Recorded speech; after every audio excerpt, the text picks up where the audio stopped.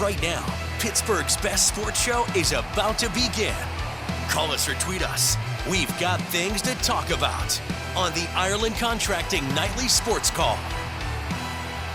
Good evening, everyone. Welcome inside the Fan Cave. This is the Ireland Contracting Nightly Sports Call. 412-575-2600 is the number to call. I'll be joined shortly by Andrew Fillipponi. In the meantime, call us on anything you'd like to talk about. And, of course, we're still looking back at last week's Steelers game and what it means this week moving forward. The question becomes, if you were one of those people who thought they should keep 3 quarterbacks, have you changed your mind or at least considered 4? Because that may be the question moving forward. All 3 guys performed well last week. Of course, combined 27 for 33. That's a very high percentage. Drew Aller looked the best, but he was playing late in the game against some of New York's players who are not going to be around when the regular season, or Green Bay's players who aren't going to be around when the season starts. So you have to take that all into consideration. But if you're looking strictly for poise, I thought Drew Aller looked very poised, and certainly a far cry from when he first showed up at OTAs when Mike McCarthy and Brian Chalico are tearing him down, moving his feet around, trying to get him to be something other than what we saw at Penn State. So, Andrew, what was your assessment of those 3 guys, and have you altered your opinion? If you like 3 quarterbacks instead of 4, are you considering 4 now, and do you think they should keep 4?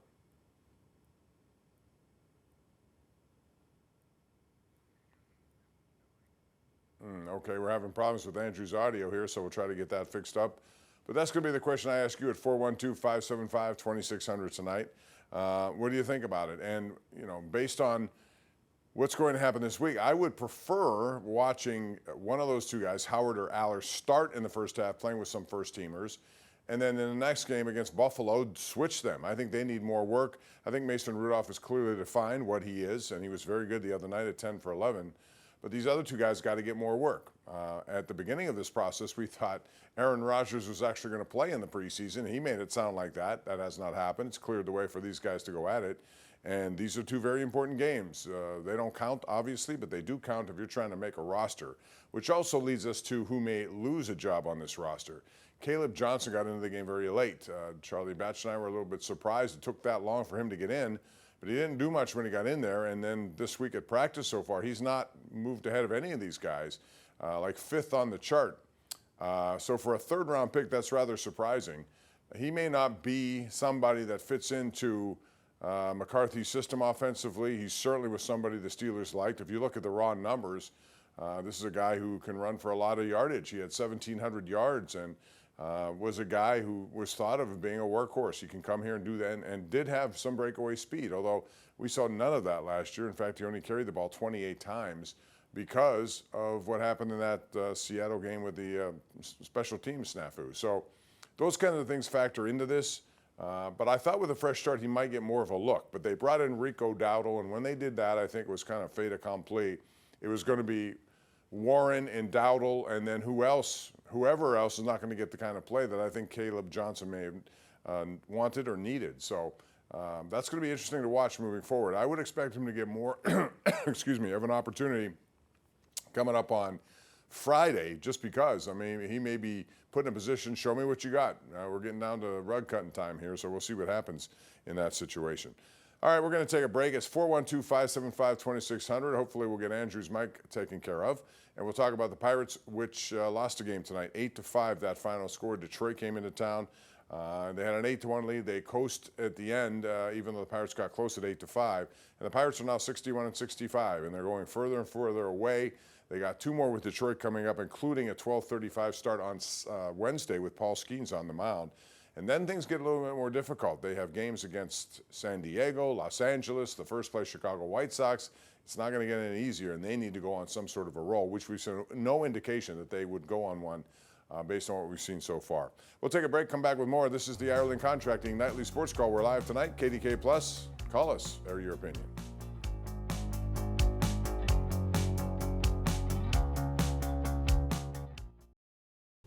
All right, welcome back. This is our Xfinity tweet of the night. It's the first college football preseason rankings. You can see a lot of Big Ten teams, a lot of SEC teams among the top 10, led by Ohio State, Oregon, then Georgia. Notre Dame is the only one in there not affiliated with anyone. Then you got Texas, Indiana, last year's champion, number 6.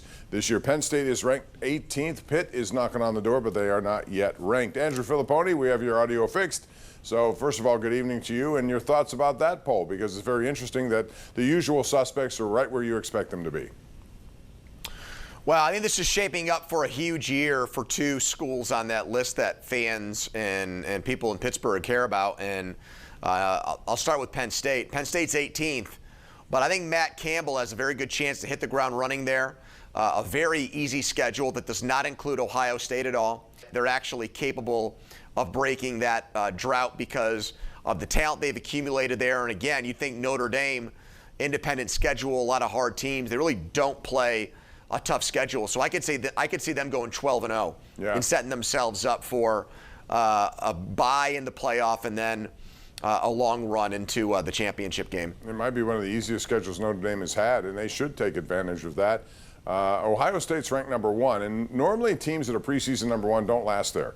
I've looked at the last several years going back. I don't know if any of them have held on number 1. We saw Penn State ranked 3rd last year, and they fell apart. So it'll be interesting. These come out too early. I never put much credence into them other than the usual suspects are on top. Real quick before we go to the lines, Andrew, I want to ask your take about the quarterbacks and also Caleb Johnson. I mentioned that in the first segment while you were getting the camera squared away. Johnson may be looking for work at the end of this whole training camp. Your thoughts on that and what you saw from the quarterbacks? Now, Caleb Johnson, I think, is done. I think Mike McCarthy sent a stern message to him by saying, I need 4-down players if you're guys that fill out the roster. We know he's not a 4-down player. We saw how badly special teams went for him last year. So he's not somebody that excels in that area, and he's not a starter. So I think he's done. I don't know if he's going to even be on the practice squad with the Steelers. I think he could be one and done as a 3rd-round pick. And then as far as the quarterbacks go, I think they have 4 guys with value. And I think Mason Rudolph would be valuable to another team as a veteran backup quarterback. And I would consider trading him if the right pick. I wouldn't do it for a 7th, but if somebody offered me, say, a 5th, I probably would do that because I'd like to give the backup quarterbacks, young guys here, an opportunity if it comes to that. And Mason Rudolph last year went in and lost to the Bears, for example. So I think that Mike McCarthy, if he believes in his system and trusts it and thinks he can get the most out of a young quarterback, if Aller and Howard keep this up, I would want to keep both of those guys on the active roster. And we had Ben DiNucci on our show today, Bob. He played for Mike McCarthy in Dallas. He knows Mike, obviously, really well, both Pittsburgh guys. And Ben thinks that there's very little shot. He echoed what Charlie Batch has told you. He thinks there's almost no shot the Steelers keep 4 quarterbacks. Yeah, I think a lot of this is, predicated on how they play. If, for example, last week they both look bad, you may have a different opinion. And this week, if they both look bad, you may change your opinion. A lot of people, they have to be sure of what they're doing in terms of insurance for Rodgers if he gets hurt. And I agree with you. I'd love to see young guys get that because next year is wide open. You got to start all over trying to find that next quarterback. So will be very interesting to see how it goes. Let's get to our number 1 Cochran Go One Better caller of the night, first of the night, and that would be Jim in Millvale. Hey, Jim, what's up? Hello, gentlemen. Thanks for taking my call. Hi. Is there any way you could tell me how many pitches Steve Blass threw in the 7th game of the 71 World Series?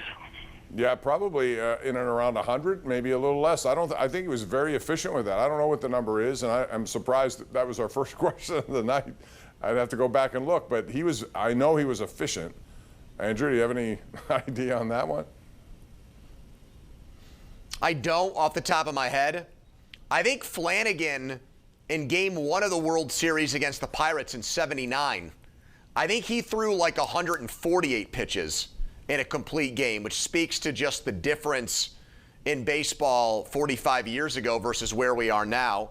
The other night, Tom Verducci was talking about this during the Pirates and Red Sox game on Fox, that I think this year there have been fewer than 20 instances of guys throwing 115 pitches in a game. It's like barely happened.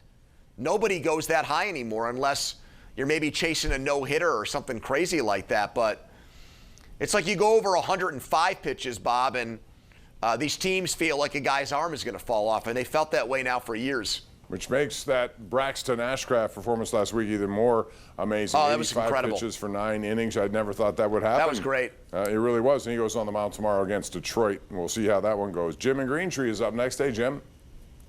Hey, Bob, how you doing? What's up, Jim? Hey, not much. Hey, I agree with Chris. They should get rid of Mason Rudolph because Rogers last year, and I think Howard and the other guy at Penn State are better quarterbacks. Well, you haven't seen enough yet. I haven't.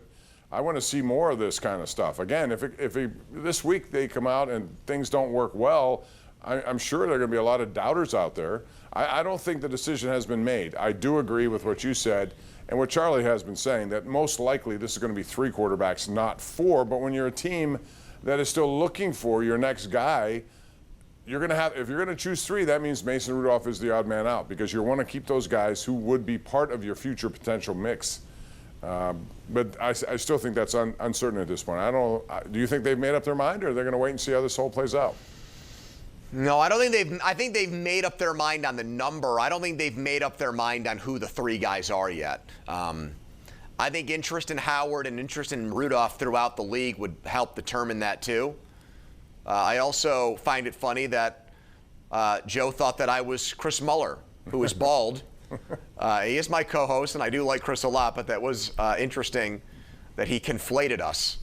Yeah, Bob, I don't know if people do that with you and Richie, but that was a new one here on this program tonight. I don't think that's happened before. No, I mean, there's a lot of confusion that goes on. Trust me, I've been on the other end of that too. I saw something interesting today, Andrew, and that was ESPN, which likes to dabble in stuff that makes you think and makes you react and makes you click. They came out with what they called a futures power index of looking at the next 3 years in the NFL. What teams are in position to be successful, which I think is hard to predict, given it's hard enough looking at 1 year and what might happen. But they've come to the conclusion that the Steelers are not in a position, I understand quarterback, until they figure out that's a big part of any team. But they actually have Cleveland at 29 listed ahead of the Steelers at 30. Only 2 teams are positioned to be worse, which I think their roster's far better than that. Well, they do have some older guys, okay? So it's not just Aaron Rodgers. Their defense, and I know they paid Benton, who's young, and they're going to try to pay Porter, who's young too. But you've got Hayward, you've got Watt, and you've got Ramsey. Those are 3 of their highest paid guys, and they're old. They are both offensively and defensively one of the oldest teams in the NFL. And so, I think what comes with that is the expectation that those guys are going to leave, and there's not necessarily good replacements behind them. But, with Derek Harmon coming up and Nick Herbig and Joey Porter Jr. and some of these other young corners, they might be better positioned to succeed when those guys age out and leave. But it really does all trace back to quarterback. They have one of the most, I think, mysterious quarterback futures in the entire NFL right now. And we were so lucky to have Ben for 18 years. We didn't have to worry about that kind of stuff, Bob. Such a luxury. For so long. It really is. Yep. And now we're on the other side of it, going year to year, and different starting quarterbacks every year, except we finally get Rodgers for back-to-back seasons after 4 years of a different guy playing. Yeah, who knows how that's going to go moving forward, though. And, you want to make sure you have all possibilities there. One would include looking at free agents. That may be another way to go, and you may be doing the same exact thing a year from now, trying to find somebody like a Baker Mayfield or anyone else who may fit in. The problem with that, which I would love, by the way. Yeah, but the problem with that is all of a sudden that comes in at a high, 45, 50 million or whatever he wants per year.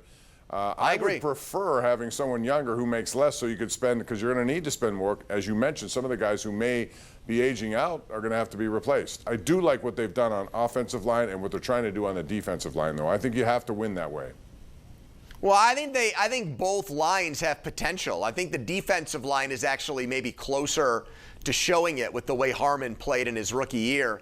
I like that there's been an investment in the offensive line, but let's see how it goes. I mean, I think Zach Frazier's really good and has a high ceiling. I think Fautanu was a pretty solid right tackle, but now he's switching sides. And they might start the season with one of the worst right sides of an offensive line in football with a 7th-round pick Spencer Anderson and Dylan Cook. And when is Ahanicher going to get out there? And when is he going to start practicing again, Bob? I mean, this is dragged on. Right. Does he have O'Neal Cruz's doctors where he's got to miss 2 months with a hand injury? I don't know. I don't get that. Especially when they said he would be back practicing by now, and it's now been a week since they expected him back on the field. Yeah, it's a shoulder injury. For whatever reason, he's just not been back. And I thought for sure he'd miss the first game, come back for this one. He has to get some playing time here, or else it's going to be Dylan Cook. Now he's going to miss Friday. Spencer Anderson. McCarthy said he's not going to play Friday now either, Bob. That's what I mean. So you have one more game after that. And I don't know if that's going to be enough for him because he's going to have to really kind of start everything up again. So interesting to watch, and Dylan Cook did not look all that good in that first game. We have more coming up. Stick around. This is the Ireland Contracting Nightly Sports Call right here on KDKA+.